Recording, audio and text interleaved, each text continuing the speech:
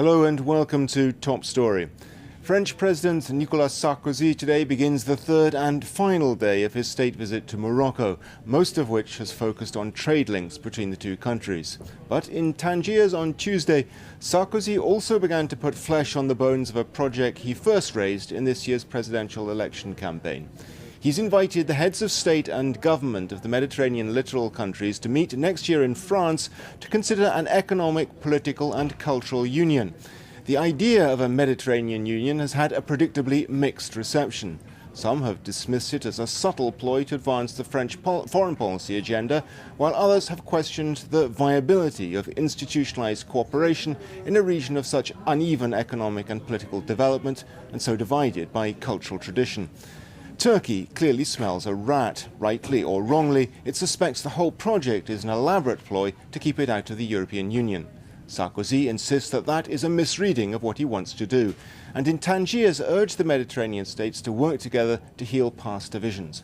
Well, joining me now to discuss President Sarkozy's Moroccan trip is Susan Sachs, Paris correspondent of the Globe and Mail of Canada. Thanks very much for being on Top Story.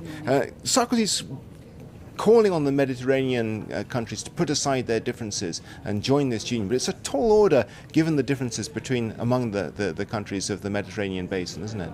It's a very tall order, and it's not as if President Sarkozy is the first to have tried to institutionalize some method to break down their normal suspicions. You still have borders closed between neighbors. I think Morocco and Algeria is an example of that.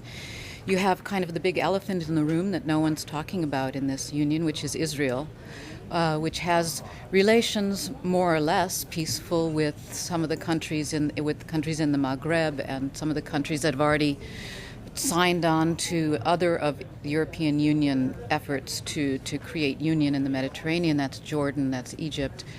But the differences between all of them and the differences in their rate of growth and the different things they want from France and from other parts of Europe could be very big obstacles to any kind of union. President Sarkozy started to put some flesh on the bones of what this Mediterranean union is likely to be about, but it's still not entirely clear, is it, what he has in mind? It's not entirely clear. When he started talking about this during his election campaign earlier this year and late last year, there seemed to be more of an emphasis on security, on finding some way to control immigration with the cooperation of the sending countries. There was talk of more of a free trade agreement along the lines of what's already in place and in progress through the European Union. Lately, there's kind of a more soft touch to it. We're talking educational exchange, we're talking an investment bank, we're talking social links and sort of rediscovering the historical traditions that link all of the countries. So it's a little bit unclear. It changes from time to time, and I suppose as we get closer to this June 2008 meeting that he seems to have called, the emphasis will become more clear. My guess is that the emphasis will remain security, immigration controls. There is a bit of a suspicion among some of the states that this is just France advancing its own foreign policy agenda, that it wants to pursue its bilateral interests and sees this as a useful vehicle in which to do so. Is it fair, do you think? Absolutely. No country doesn't pursue its own interests, and I think President Sarkozy has been impatient and to pursue the French interests in Northern Africa. And the kinds of organizations that are already in existence between the European Union and the countries of the Mediterranean don't give France a very big role. And as the EU has grown, you have 27 countries dealing with the countries of the littoral and in the Mediterranean. The French role naturally becomes more muted. This way, France is the dominant player. One of the countries that's particularly suspicious of the whole idea, of course, is Turkey, which has been very resentful of Nicolas Sarkozy's opposition to joining the European Union. And many in Ankara suspect that behind this idea of a Mediterranean Union is an attempt to further derail the attempt of Turkey to join the European Union. Do you think they're right? I think they are right. I think, although he's not saying it quite as clearly as he did a few months ago, President Sarkozy has said that the way that he sees Turkey interacting with Europe is through under the aegis of this Euro-Mediterranean partnership.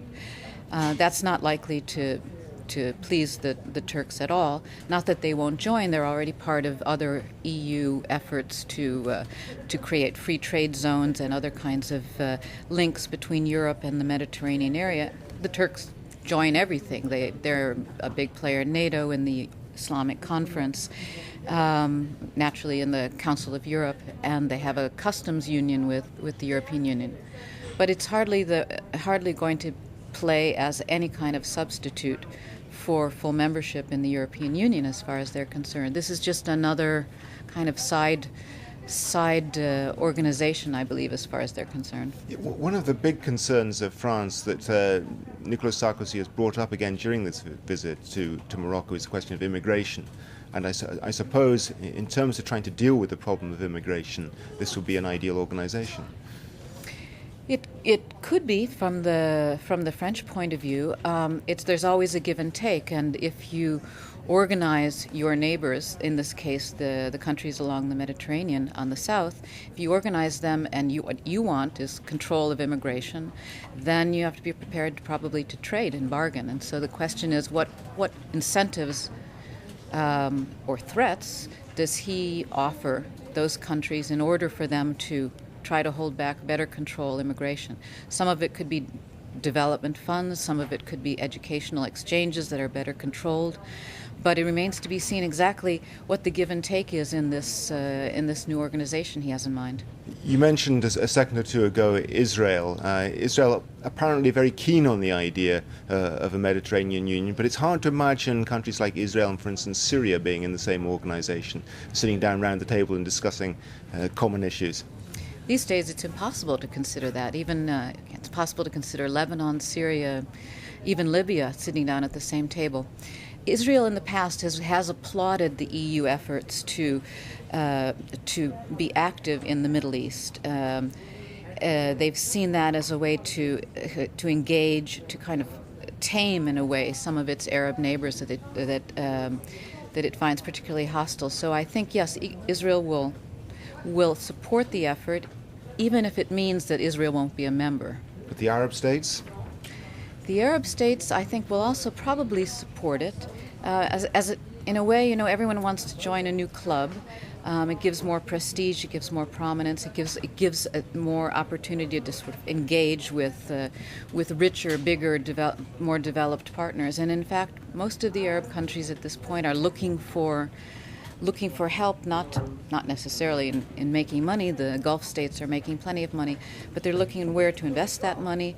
They're looking in where to count in the world, and they're looking for interlocutors other than the United States. Okay, that's all we have time for. I'm sorry I have to interrupt you there. Thanks to Susan Sykes of the Globe and Mail of Canada. Join us again tomorrow for another edition of Top Story. Goodbye for now.